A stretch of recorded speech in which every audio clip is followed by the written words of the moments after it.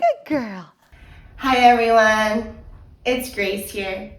Today I'll show you how to rig and install your aerial hammock from start to finish, covering topics such as what aerial hardware you need, how to tie your aerial hammock, and how to hang your carabiner onto the daisy chains.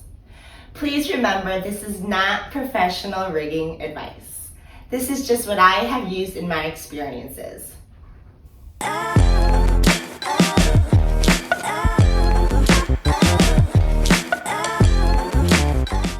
Let's go over all the aerial hardware you need to start your aerial yoga practice with a double point hammock.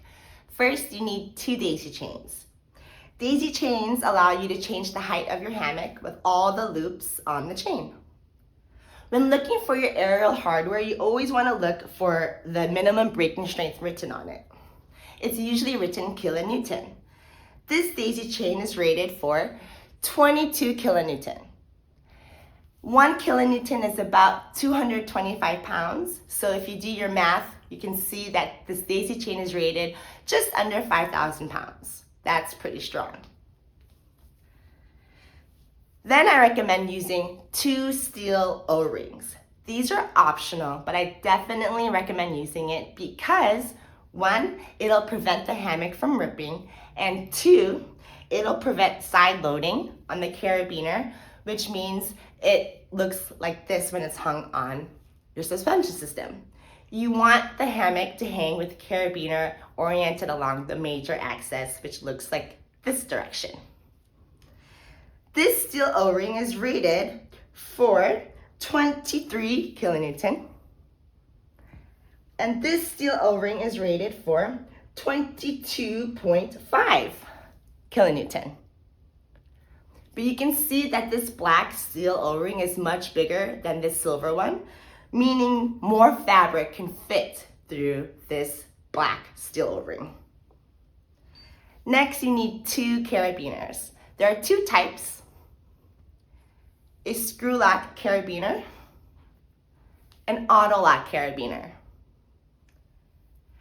With this screw lock carabiner, there's a screw to have the gate open, and then you screw it shut so that the gate does not open.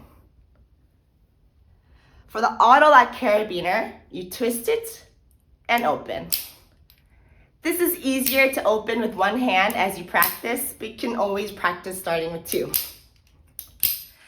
This black carabiner is rated for 30 kilonewton, and the screw lock is rated for 25 kilonewton, so very strong. But if you see this carabiner, there's no strength ratings written on it, so you do not want to use this little carabiner. Lastly, you need your aerial fabric. It is a tri-cop fabric, and you want to use non-stretch fabric. Some stores label it as low stretch, which I believe is a misnomer, but we want to use non-stretch fabric.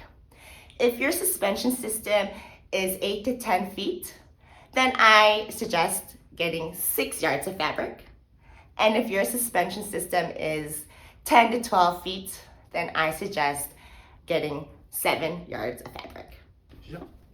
How to gather the fabric. First, lay the fabric out completely flat into a rectangle. Then, position yourself so the fabric's to your right. Gather one edge of the fabric so that there is no twists and no folds on top of each other. That means mindfully pulling and pushing your fingers until the fabric is small enough so that you can thread it through the O-ring. Once you do that, you'll pull the center of the fabric slightly to the left.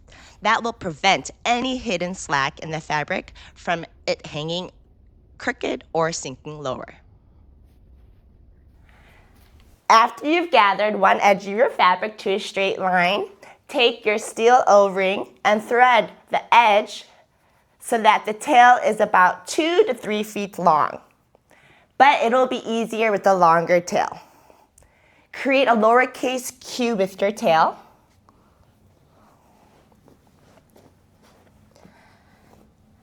Adjust the location of the O-ring so that it is at the opposite edge of the intersection point of the tail, which is the short end, and the post, the long end. So my O-ring goes to the opposite edge. Take this tail and put it underneath the loop. Right hand holds on to the tail.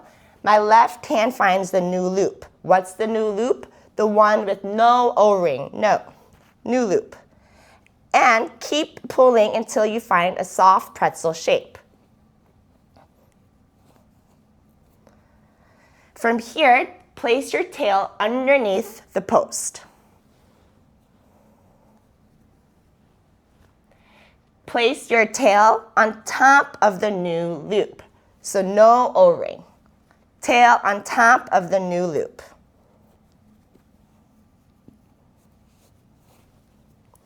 Adjust the fabric tension. One hand underneath the knot and pull on the tail. And look at all this slack. The tail gets longer. Look at this slack. Look how long the tail gets. Then one hand underneath the post and pull. Underneath the knot and pull the post. And now for extra strength, 1 foot underneath the knot. Pull up on the carabiner, the O-ring, and down on the tail. So that now I really have this big loop with the O-ring, and that way it'll make it easier to take it apart. What to do with this extra tail?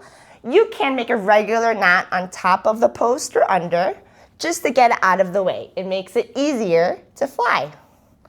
Regular knot, shorter tail. But what I like to do, I will undo this knot and show you what I like to do.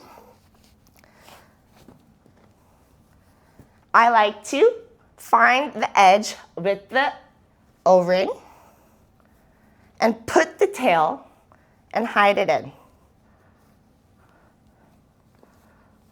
so that there's no tail and just one pretty knot.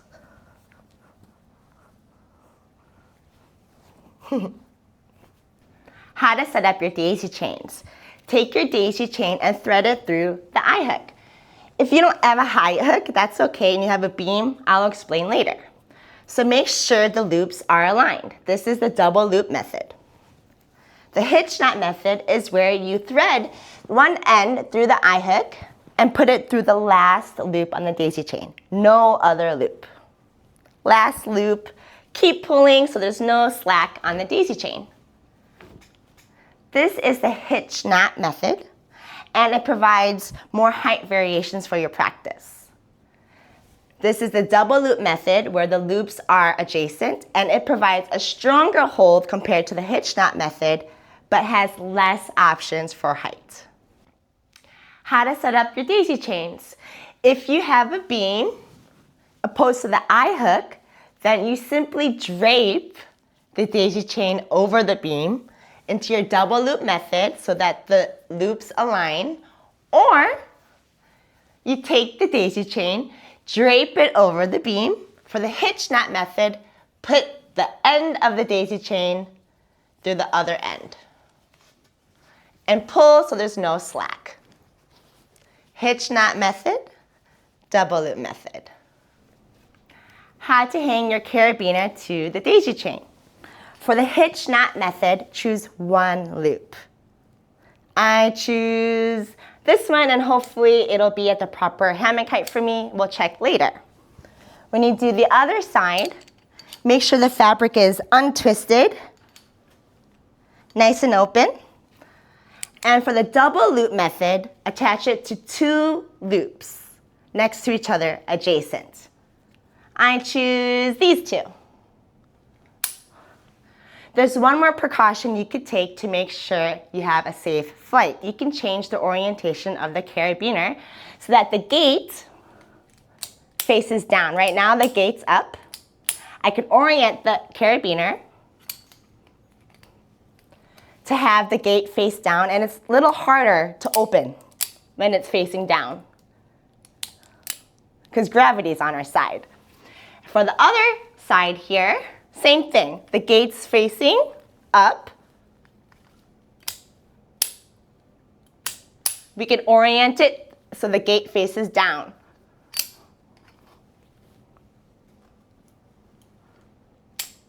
Harder to open. There's one more check with the fabric slack. After you hung your carabiner to the daisy chain, stand on the hammock. Put one foot in at the bottom of the loop to your arch, no heel, no toe. Grab even basic, one hand each post with extended arms overhead. Push down with your top foot so that there's no swing as you stand up. From here, think of yourself like a soldier and chest high, take big, giant steps, chest high. Or if you feel comfortable, little baby hops. And this should account for all the fabric slack in your aerial hammock. I hope this video helps you to set up your own aerial yoga hammock safely and securely. Thanks for watching. See you at the next flight.